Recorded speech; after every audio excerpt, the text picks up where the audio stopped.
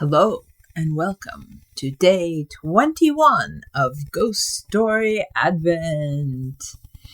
I'm summoning up another great story for you. This one is from Sir Arthur Conan Doyle.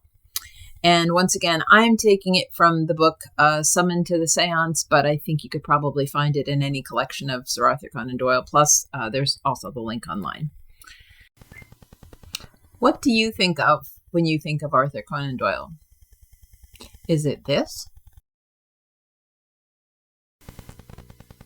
Or is it this? Are you old school? Did you get Peter Cushing? Or Basil Rathbone and say home Nigel Bruce? Did you go Jeremy Brett? He's my favorite. Or did you go Robert Downey Jr. or Cumberbatch?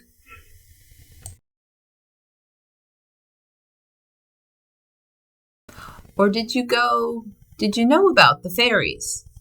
Arthur Conan Doyle was very involved in the spiritualist movement, and I believe he was also doing seances and automatic writing, and he got completely duped by people who claimed to have photographs of fairies, and he touted them as real, and he got a huge backlash when it was proved that it was a hoax.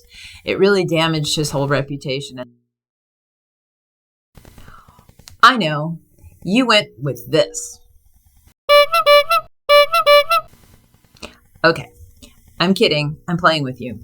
Play with Fire is a seance-y kind of story that begins with an artist having a conversation with somebody who looks at one of his paintings and says, oh, that's a pretty good horse, or some sort of like, trying to admire the painting.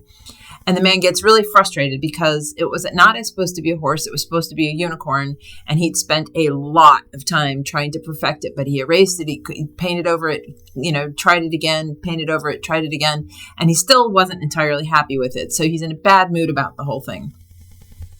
Well, then we go on to having a seance. And the strange thing is the medium says, oh, I'm getting a unicorn. Well, that's ridiculous, right? And so you think that the premise of the story is that we're making fun of seances and things. I ask you to read this and consider that the real underlying point, and it is quite scary because a unicorn shows up. I'm sorry to have a spoiler, but a unicorn shows up, and to my mind, the purpose of this story is that thoughts can become things.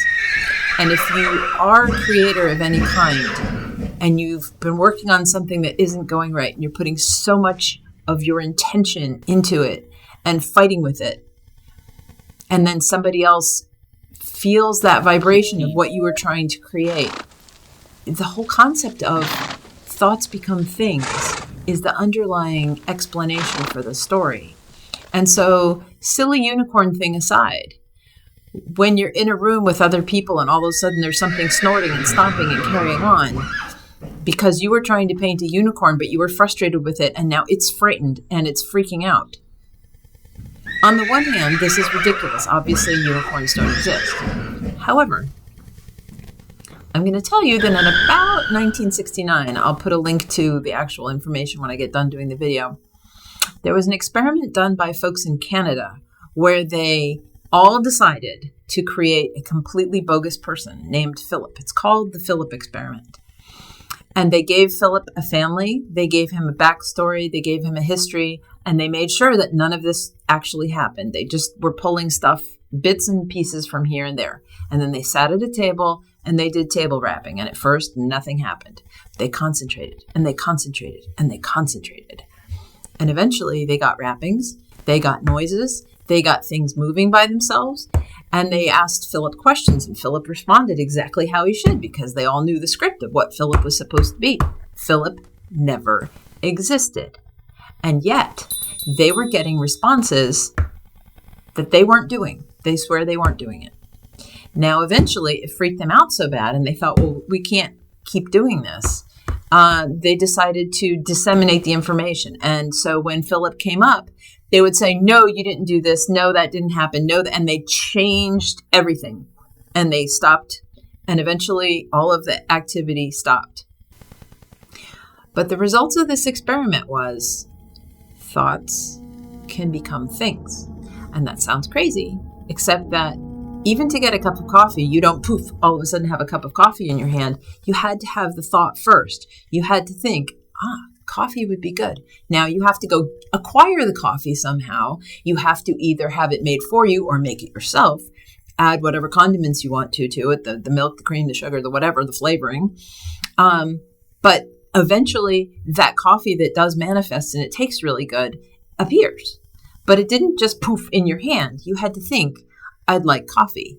And then there was a process. And what if on a metaphysical level, that's how everything happens? You get an idea to open a bookstore. It's just an idea. But then you suddenly decide, okay, take out a loan. Then you get the loan approved. Then you have other people that might back you. And suddenly you have a bookstore and it becomes real. So what if that goes out into other things?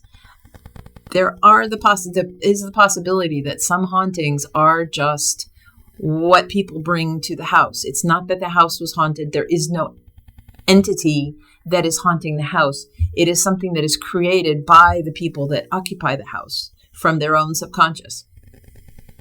So, even though this seems to be a silly story about a unicorn, it's actually quite deep. Happy Advent!